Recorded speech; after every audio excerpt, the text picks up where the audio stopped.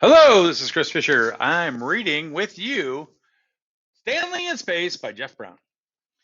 As you remember, all the Tyrants and the Lamb Chops got on the spaceship and they just took off for the planet. And now they're on their way back to Earth for Chapter 11, Earth Again. And there's the President of the United States. And let's see what happens. Real pleasure to welcome you, Tyrants, said the president, almost done with his speech. I wish you a fine year on Earth. Before him on the White House lawn, with newspaper and TV reporters all about, sat the lamb chops in a tiny grandstand built especially for the occasion. The people of Tyra, the Tyrants, were now applauding politely, but they looked nervous, and Mrs. Lambchop guessed why.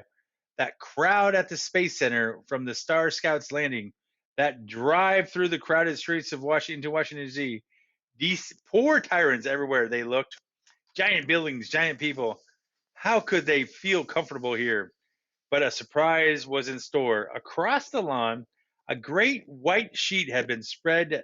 Now, at the president's signal, workmen pulled the sheet away. Welcome, said the president, to Tyraville 2. Gasp rose from the Tyrants, they shouts of joy. But then, before them, on what had been the White House tennis court, lay an entire village of tiny houses, one for each Tyrant family, with the shops and schools and churches, and a miniature railroad serving all principal streets. Began when Stanley called ahead from space, Tyraville 2 had been completed well before the Star Scouts' arrival, thanks to rush deliveries from leading toy stores in Washington, D.C. and New York. The excited Tyrants ran from the grandstand to explore their new homes. Soon happy voices rose from every window and doorway in Tyraville 2. Nice furniture! Hurrah!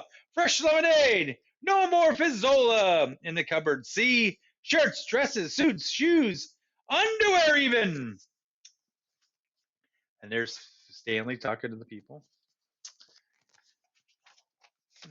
The Otts, General App, Dr. Epp, and Captain Ick came back to say goodbye, and the lamb chops knelt to touch fingertips in farewell.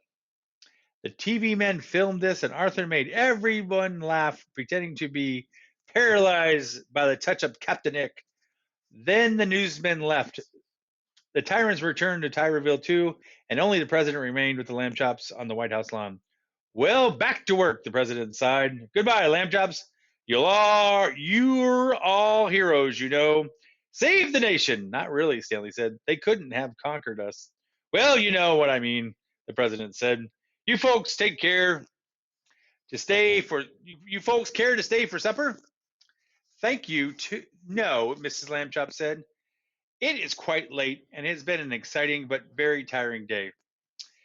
It was bedtime when we got home. Stanley and Arthur had a light supper with hot chocolate to help them sleep, after which Mr. and Mrs. Lambchop tucked them in and said goodnight. The brothers lay quiet in darkness for the moment. Then Arthur chuckled. The Magno-Titanic paralyzer was sort of scary, he said. You were brave, Stanley, protecting me. That's okay, Stanley said. You're my brother, right? I know. Arthur was sleepy now. Stanley, when the Tyrants go back, will their land and water be okay? Will they let us know? I guess so.